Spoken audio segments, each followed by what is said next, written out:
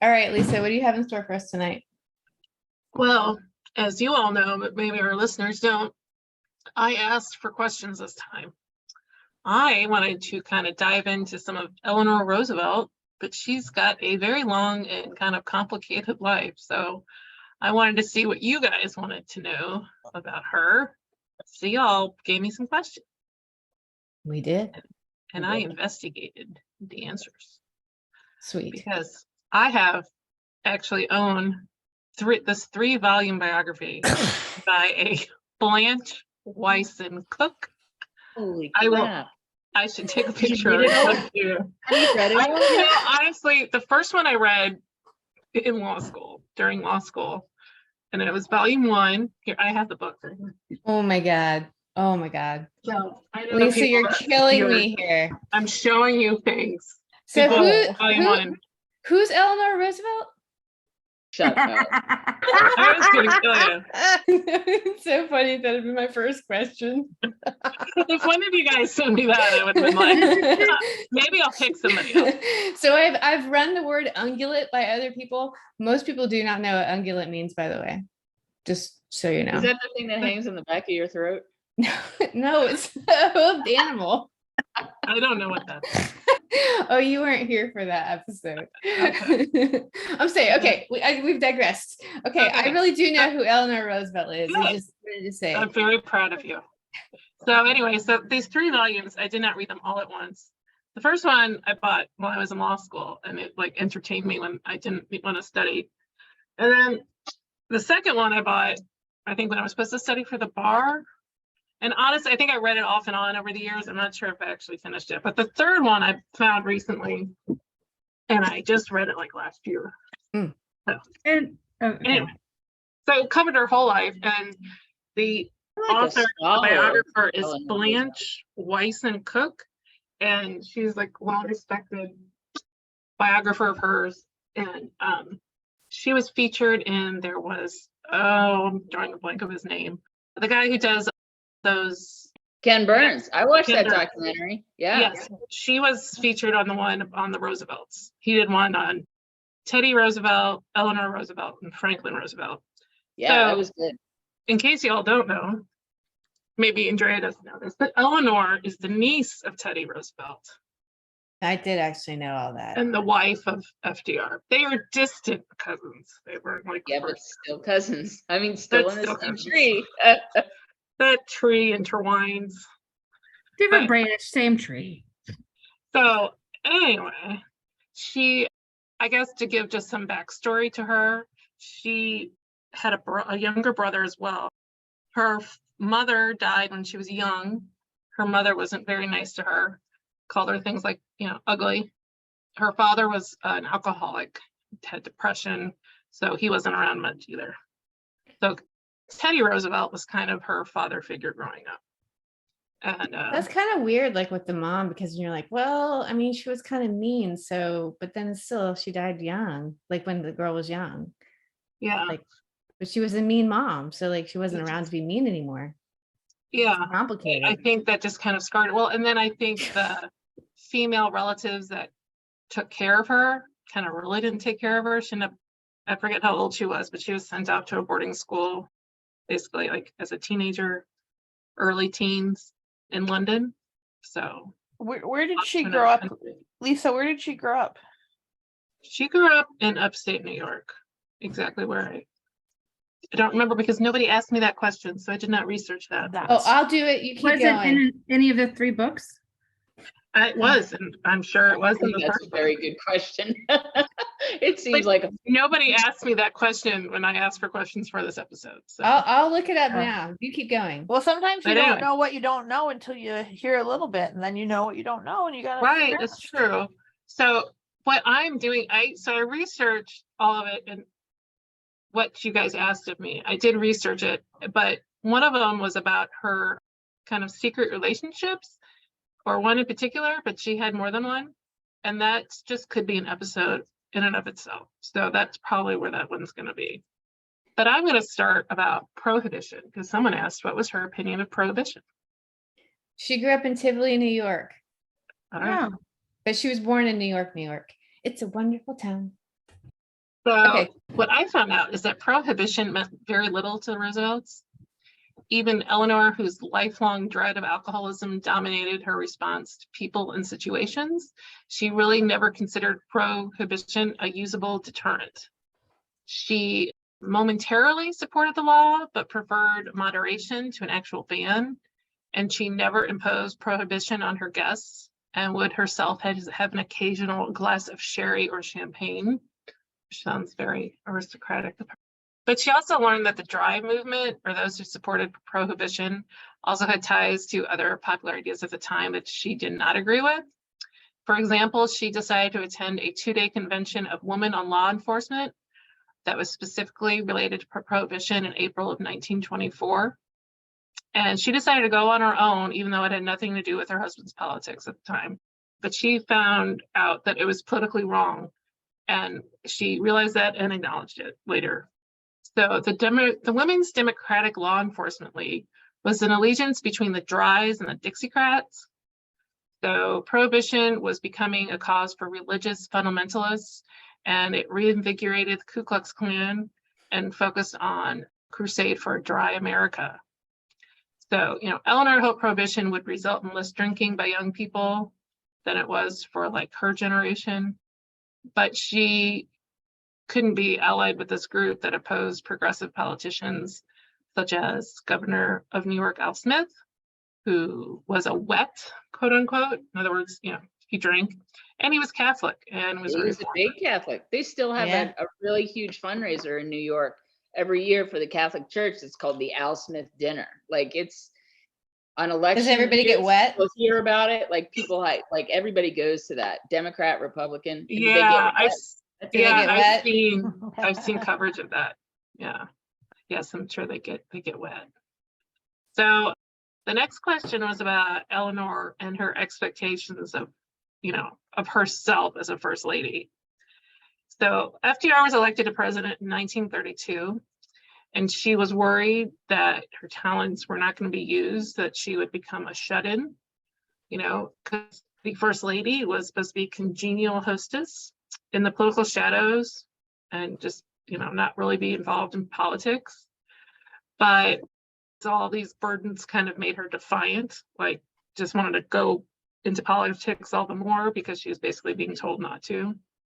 So she wanted to be a player in Clinton's campaign promises, and she plunged into the political fray, and she was basically countering her fear of political confinement. Then when Franklin became president, that was not the first time they lived in DC. Do you guys happen to know when Franklin was last had an office in Washington, D.C.?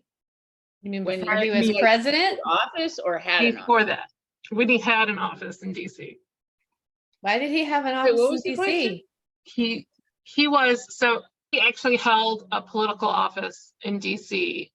prior to being president. Was he a senator? No, Was he a No, rep? it was an appointed position. Wasn't he head of like secretary of the something? party? He was the head of the Navy. He wasn't head of the Navy. He was, hold on, now I lost my place. He was with Woodrow Wilson's administration. He was the assistant secretary to the Navy. Interesting. Yeah. When did he get polio? Like, he didn't, so he was in the Navy and like he got polio later in life, didn't he? Yeah, so Woodrow Wilson, so once he left Woodrow Wilson's administration, then he was him and his little gang were trying to figure out exactly what his next political steps were, and he was on a vacation when he came down with polio. So basically, most of the 20s was spent with him recuperating from that. So when Eleanor was last there with Franklin in DC, she was humiliated and isolated because she had recently found out that her husband had an affair with her friend and her husband's secretary. Her name was Lucy Mercer. It was FDR's social secretary. And she found that to be like the loneliest time of her life. So she kind of was dealing with that trauma as she was going back to DC. But in the 1920s, their relationship had greatly changed because a lot to do with FDR's health dealing with polio, and it's debatable. Some people think she really didn't support him that much during those unhealthy times, but I think she was there for him in the beginning. So wait. I'm getting like a timeline thing. So Okay. he had an affair in the early 20s when he was working in this naval whatever. Mm-hmm. Okay, with his so it was his social secretary and like a good friend of And they were married at that time. Yes. okay. He's such a dick. Yeah, he kind of was. Yeah, he had a lot of affairs. And actually, was that like the first one? Yeah, but she came back later. Like, there was a movie, I think it was like something on the Hudson about his affair with, I think it was the secretary, but like Eleanor was like in the next room. It would be pretty humiliating. Yeah.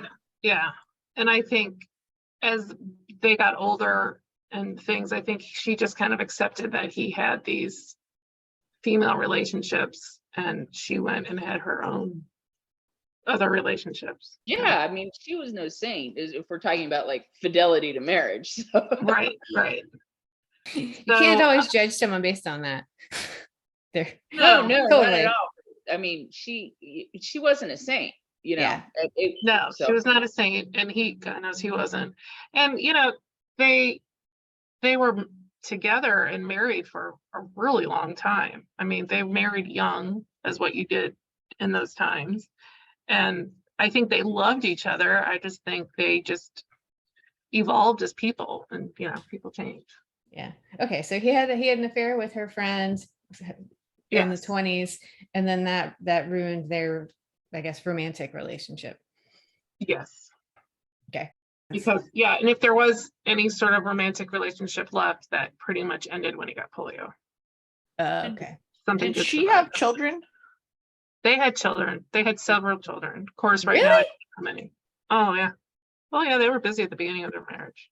Okay. Hold on. 1, 2, 3, 4, 5, 5. It looks like. That sounds about right. I mean, FDR they're Jr. probably our parents' age. Yeah.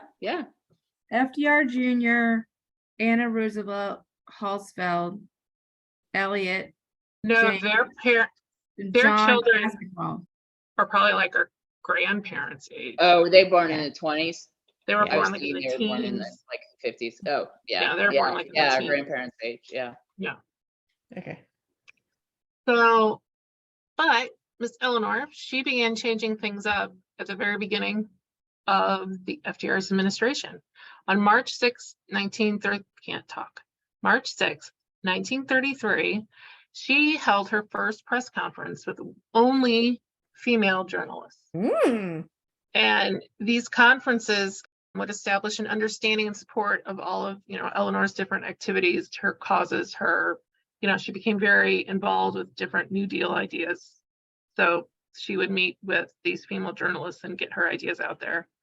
So she liked this because it ensured jobs for women at newspapers and wire services during the Depression. And so the first meeting, there were 35 journalists that met in the Red Room at the White House. I'm not familiar with that room, but I'm apparently surprised the Red that Room. there's that many female journalists, given the time, right? Right. Yeah, we've already talked about two. We already talked about Nellie Bly, which is a little bit That's earlier. true. Yeah, I mean, there definitely were, but yeah. But 35 is a lot. But I would think that the majority of them were social page reporters. Yeah. Right. And I think some papers, once it got out right. that Eleanor was going to have only female reporters at this, I bet you there's some papers that went out and got themselves. I mean, that is kind of brilliant for her. Well, there were also lots of women's magazines and stuff, so I'm sure there were plenty of. Yeah, that's true. There were a lot of magazines back then. I know also that Franklin wouldn't allow any female. I think that's where the idea kind of stemmed from. Franklin wouldn't let any female journalists at his press conferences. Yeah. Once again, he was kind of a dick. That's so great. So That's pretty awesome, though. She's like, "Oh, you won't have any? I'll have only women." No. Pretty nice. Fuck you to your husband, right? Yeah. We're gonna have a whole conference. So apparently there weren't enough chairs. Some of these ladies. I'm sorry. You guys still, sorry. We were still Laughing laughing. at each other. I'm sorry. We weren't, so there weren't enough chairs, so some of these ladies had to sit on the floor. And she was really nervous about this first one, but she felt that all the journalists enjoyed it, which is kind of funny. Like she was worried that the journalists wouldn't enjoy themselves. And it's like, it's a press conference, it's work, right? But I don't know. Do you think she Different served them times, but- cucumber sandwiches? I don't think so. Just wondering. And she even was kind of, she had a competitive side apparently with her and Franklin. And she wrote to somebody how she was happy that she had her first press conference before Franklin had his first press conference. Oh my. That's pretty good. You know, a Mm-hmm. question that I should have asked you, but you can maybe talk about it next time after the relationships. Like, do you know, how did she feel about the Holocaust? Oh yeah, that, You know, because that was a There's- big thing that we. yeah. And I do remember reading, I mean, it's a whole other thing that. to get Yeah, into, I'm sure it's a different topic, But I yeah. do remember reading, there was Franklin, you know, he could have spoken out at times and accepted Holocaust, well, not Holocaust, Holocaust wasn't there yet, but Jewish people that had left Europe and were seeking refuge in the US, they were like on a ship and they were stuck there. And he Yeah. wouldn't let them on, and they end up, I don't know where they ended up going. They like but- sent him back to, eventually they ended up back in some Nazi occupied area. I mean, we dropped the ball. Oh, totally, yeah. Another Right. PBS, like Ken Burns documentary on the Holocaust, the America. Oh, like it is it's a really good amazing. one. Yeah. Yeah, yeah. Really highly recommend. So anyway, so that is kind of the answer to that question about her expectation of the first ladies. I forget who asked that question. Nobody wants to say who I asked- did. Megan. Okay. I mean, we Did I can't all answer your ask. question? Yes, we can't all ask for the salacious details. Honestly, when I asked the question, I was thinking more about like what she thought about what the larger expectations were for the role she was about to take. But I like what you answered it better. It's more Okay. interesting. Because yeah, we're she, I mean, basically she didn't want to conform to what was expected of her. So I don't know. Yeah, I kind of suspected felt- that was how it went. Right. Like, I don't think she doesn't come across as judgmental for women who did follow their traditional roles. She just didn't feel that she needed to do that. Yeah. So. All right, next question. What was the next question? Well, this is kind of, so there was one question was, what did I have ER in my notes, standing for Eleanor Roosevelt. Sorry. So what did Eleanor Roosevelt do after FDR died? And then another question was, what was her role in the UN? Because the big thing she did after FDR died was she ended up working for the UN or with the UN. So I'll kind of go into that Was she part the of her first life. ambassador or no? She was not ambassador, She wasn't an ambassador. Okay. no, She was but a she was delegate. in the UN. FDR passed away on April 12th, 1945. So and he had just been sworn in as president. I think that was the first time they did it in January. So he was just sworn in January 1945. And so he only served a few months of that term. And then Truman became president as he was elected vice president. Go Missouri. He's from Missouri, by the way, in case you didn't know. I knew that. I know. I love your mom told me the story once that she saw him when she was a did. little girl. At the library, they went on a class field trip. Mhm, And the happened to Truman walk out of the Library. library when they were standing on the steps of his library. Yeah. Why I was he read- there? That's pretty awesome. Yeah, Yeah. 'cause I read his biography too. He was really involved in establishing his presidential library, and he worked there. He was retired, but he'd go to work there A every day. docent. Yeah, Lisa, you'll he be stood proud there of and me. gave tours.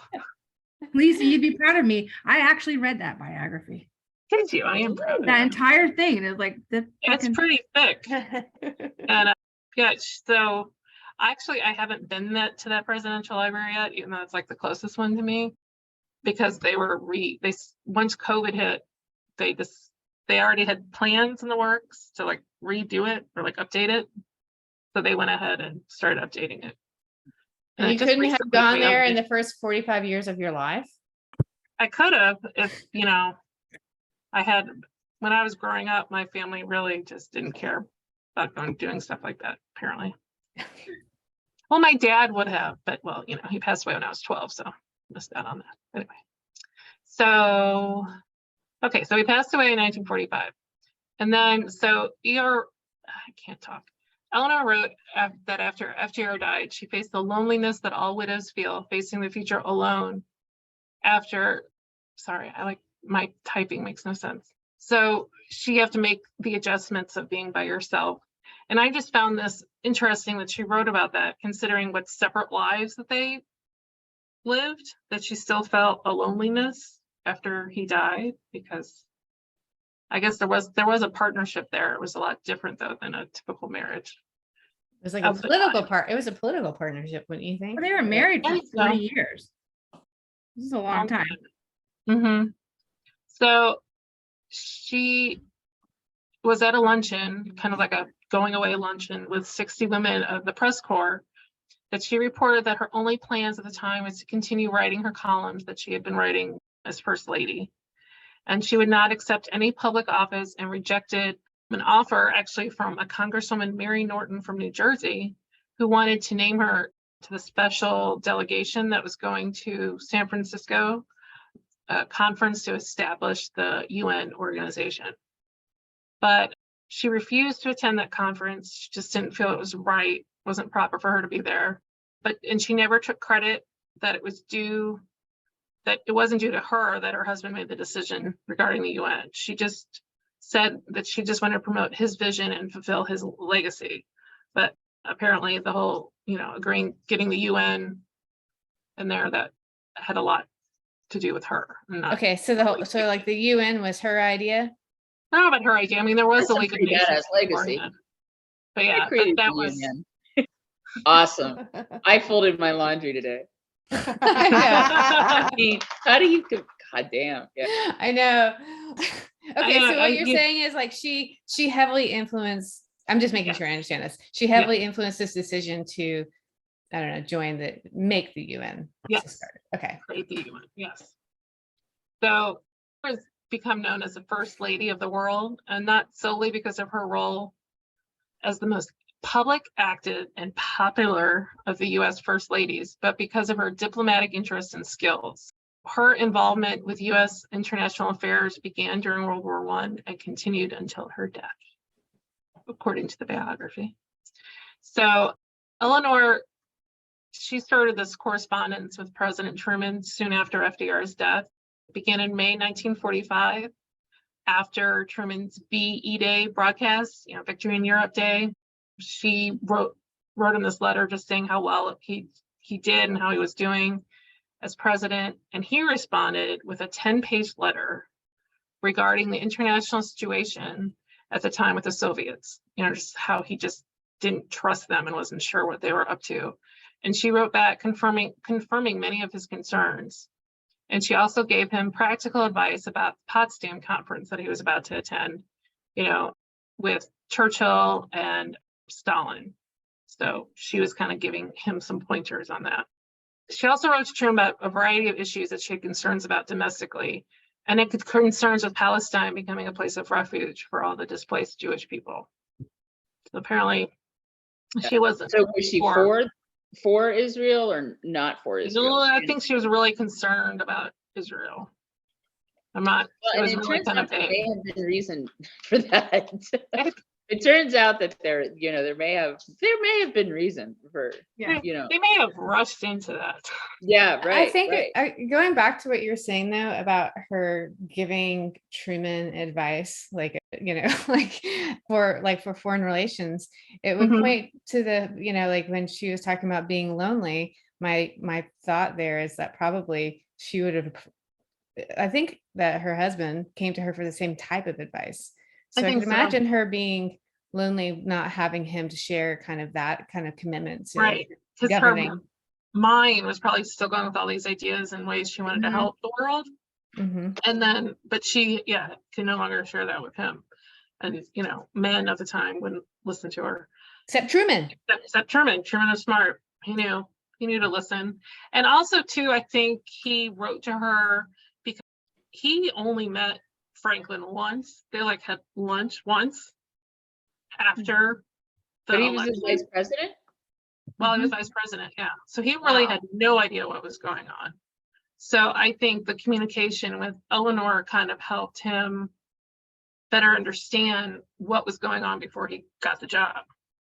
How was he vice president for 8 years? No, Yeah. No. Just the no. last For term. like 4 months, yeah? Yeah.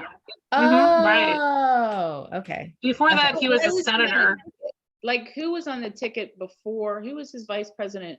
I don't know why you would know this, but I don't remember the names, but there was one that I I can remember tell the one you. that was.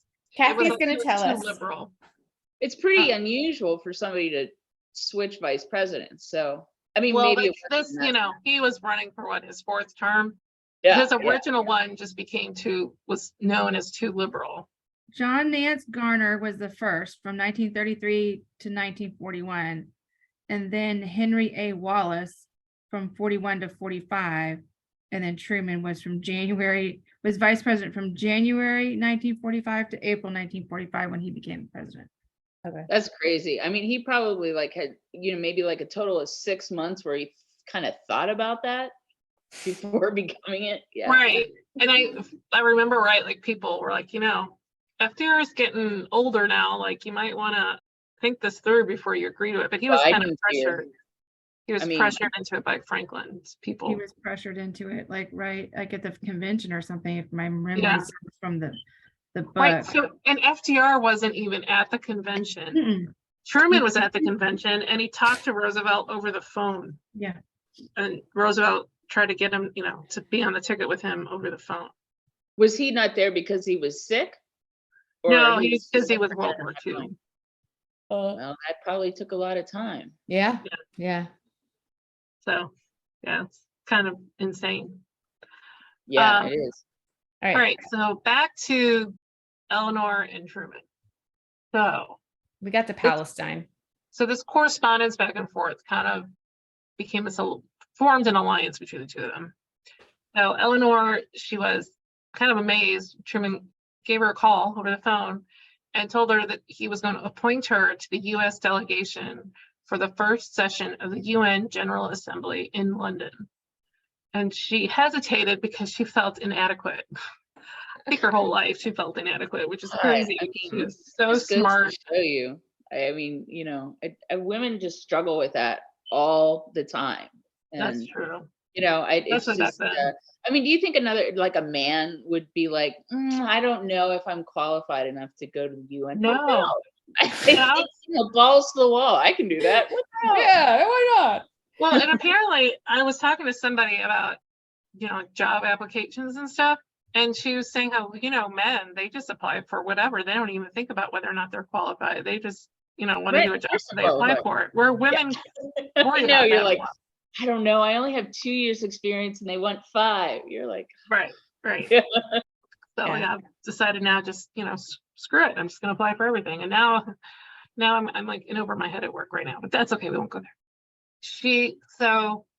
Anyway, so she felt inadequate, but by appointing her to the UN, President Truman gave her the chance to fight for her vision of the future from an official position of leadership, which she held apparently for like over 6 years. And she was found to have a great accomplishment, for women. And it was just a great opportunity for women, with her having this job. So she was an earnest diplomat who frequently succeeded. And if she lost something, she would come back fighting. So she sailed on the Queen Elizabeth on December 30th, 1945, on her way to London. So in the meetings of the U.S. delegation, her convictions frequently got nowhere because her male colleagues regarded her as an interloper and treated her with crude misogyny. I know. Really? Isn't it shocking? What? Hey, oh my God. I can't believe it. Who'd have thunk? I So know. fucking Can't believe it. In Can't the believe 40s, it. Men Yeah. were so open-minded then. I know. So she went. Did She she? start the Commission on Women, the UN Commission on Women? She chaired it. She chaired it? No, human Yeah. rights. Human So rights. Yes, but also she chaired John F. Kennedy's administration Presidential Commission on the Status of Women. Is that the one you're talking about, Carrie? Yeah, cool. Yeah. I did not get that far. I just went with the UN. Okay. So even in the publication of State Department papers, the references to Eleanor Roosevelt bear a tone of lofty condensation. With an otherwise colorless report, they reported her voice as shrill, and she was called strident and school marmish. So that was like in the official State Department papers. What a bunch of fuckheads. Right. So they're writing nasty descriptions of her in these papers, but what are the papers supposed to be about? I think it's just about the meetings, like what was discussed and things like that. Like the notes, like the notes, yeah, but they were a little gender biased. Slightly. So yeah, undermine possibly her ideas by, yes. Okay. So she was insistent and she wasn't going to be ignored. It was noted she even banged the table and repeated her words. I'm like, I just can't see her banging on a table, but maybe she should have taken off her shoe like Khrushchev. Yeah, exactly. That's what I was thinking when I first read that. I was like, oh wait, no, they didn't say that they took off her shoe, but yes. Apparently that's just a UN thing. You start hitting the table. Her shoe would probably like, you know, her feet were probably swollen and there were probably a bunch of straps and all kinds of stuff. So she just used her fist. Yeah. She would have needed a shoehorn to get it back on, because that's that generation. Exactly. Who like can't just put on a friggin' shoe like my grandmother. Yeah. Yeah.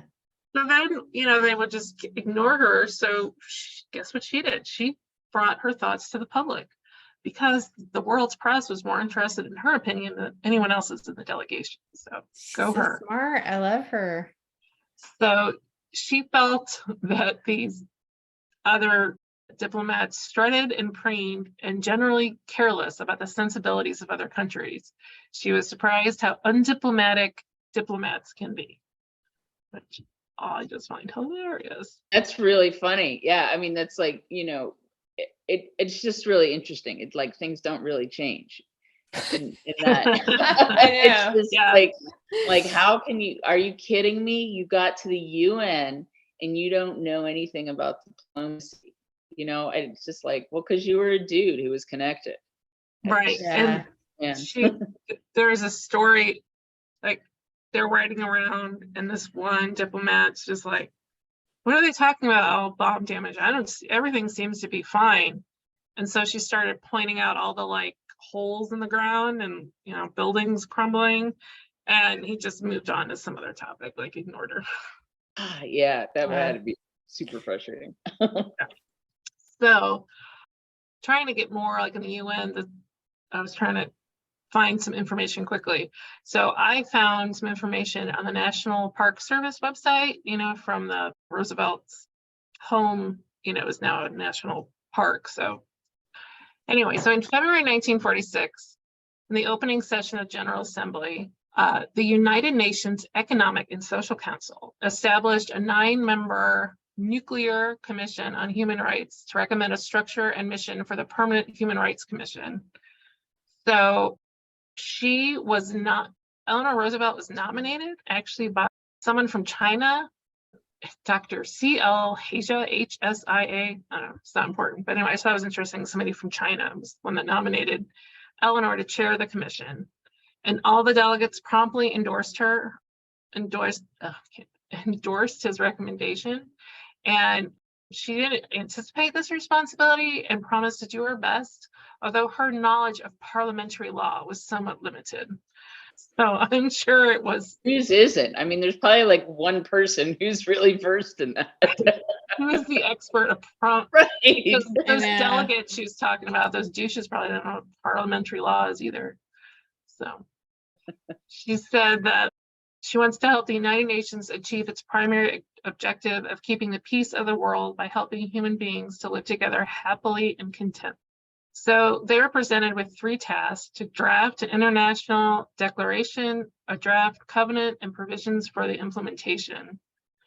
So there was political discord like immediately within the commission itself, within the American delegation, just a lot of infighting.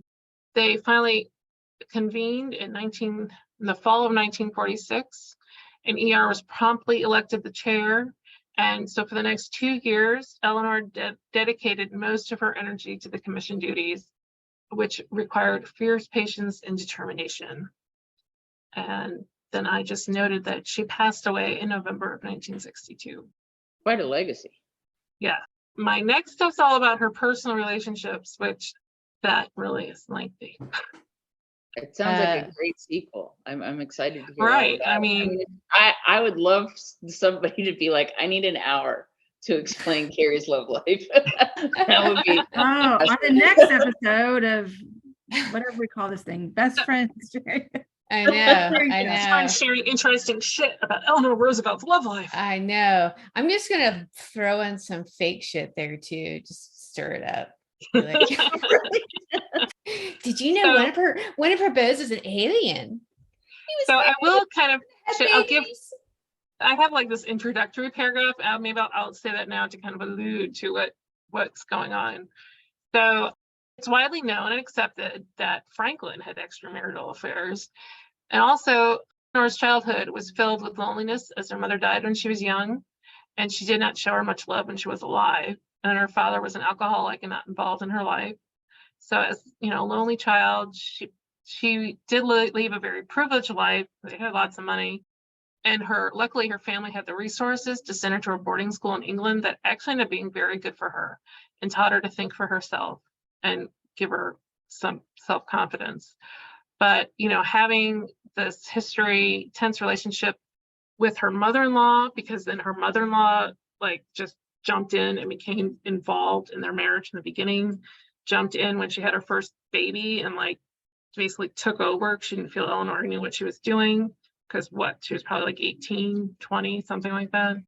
So this resulted in Eleanor just searching for attention and affection from her friends. So we'll leave it there. We'll just leave it out there. See what happens. All right.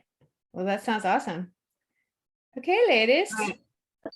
Anything that was else? awesome. Very informative. Thank you, Lisa. Thank you. I tried to make it interesting and not just full of dry facts.